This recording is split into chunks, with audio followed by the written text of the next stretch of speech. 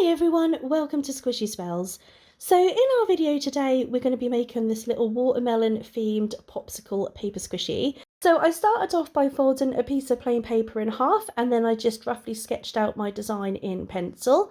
I then got straight into colouring because I absolutely love the colouring in part of making squishies, so I was really keen to get going with that. So as you can see, I've just used a very light pink for the top part of the popsicle and then a light brown for the seeds.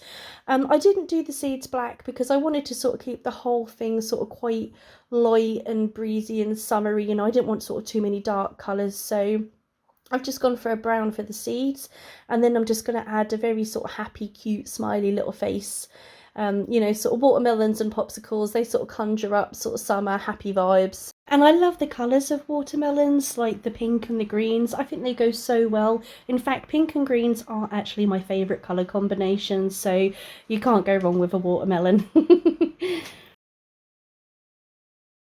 Once I'm happy with the top part of my popsicle, I'm then going to move on to the bottom part, and I'm just going to use a mixture of light and dark greens just to make it look like the outside of a watermelon. Once I'm happy with that, I'm then just going to use my black fine liner pen, and I'm just going to sort of neaten up and tidy up those edges just to make them look a little crisper and nice and smart.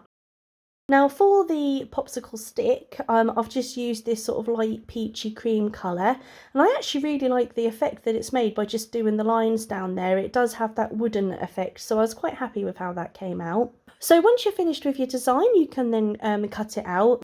As you make your way around, just be really careful. Obviously scissors are sharp, so please mind your fingers. And you need to remember to cut both sides of the folded piece of paper out together. This is so that when we tape it up in a minute, we have front and back parts. Right, so this is what it looks like now that it's all cut out. So grab a strip of clear sticky tape and pop that on the top of the popsicle.